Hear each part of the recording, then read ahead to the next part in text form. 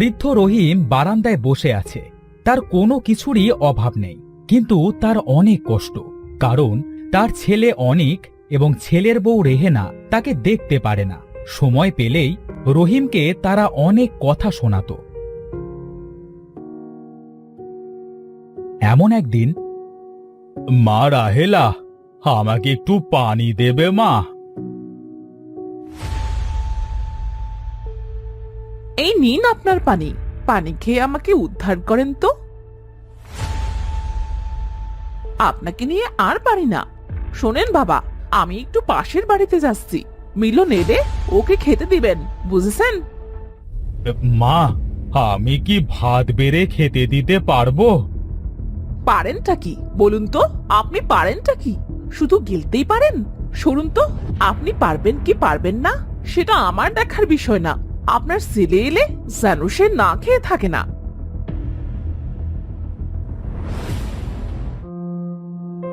আমি তো এদের কম যত্ন করি না। আমি তো সব দিয়েছি আমার ছেলেকে, কোনো কিছুর অভাব রাখিনি।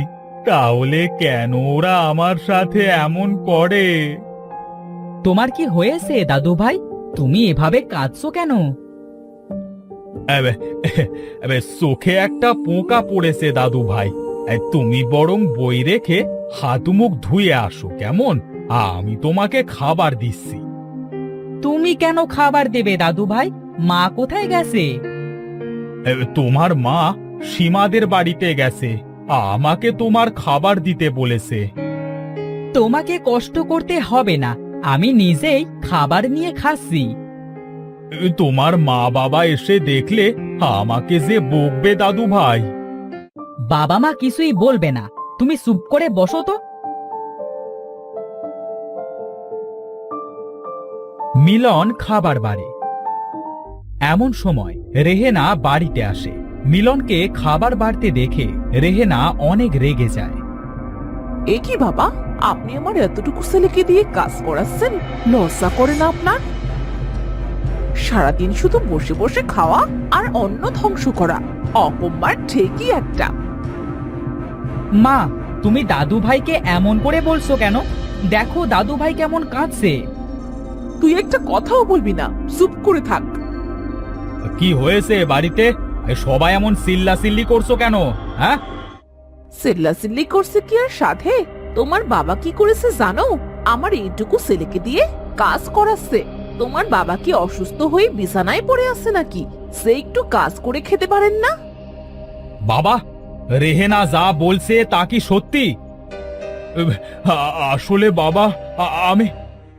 তার মানে সব কিছুই সত্যি? এই আমার ছেলেকে দিয়ে কেন কাজ করিয়েছো তুমি?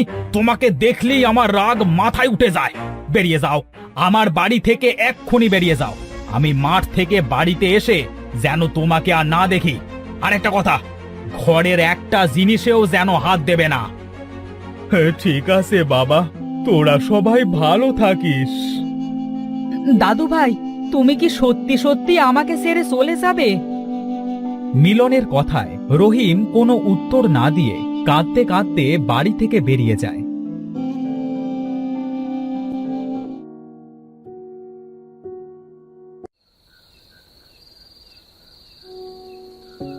রহিম হাঁটতে হাঁটতে জঙ্গলের অনেকটা ভেতরে চলে আসে। এই গভীর জঙ্গলে আমি কোথায় থাকবো? এটা বলতে বলতে রহিম কিছুটা দূরে একটা বাড়ি দেখতে পায়। ওই তো একটা বাড়ি। আজ রাতটা বরং আমি ওখানেই থাকি।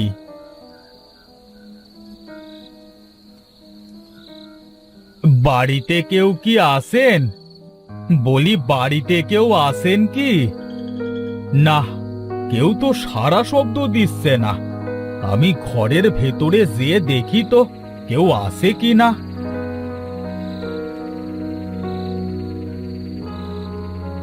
রহিম ঘরের ভেতরে যেয়ে দেখল একটা লোক নাক ডেকে ঘুমাচ্ছে। এই যে বাবা, ঘুমাচ্ছো? ভূত ভূত!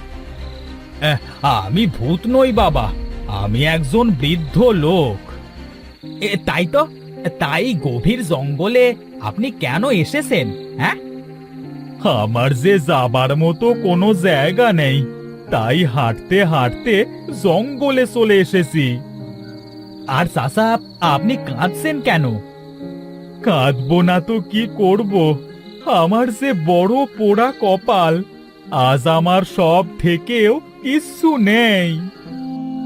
কেন, কি হয়েছে চাচা? কেউ কি চুরি করে নিয়ে গেছে নাকি? তারও ওপরের কিছু বাবা, আমার ছেলে আর ছেলের বউ মিলে বাড়ি থেকে বের করে দিয়েছে।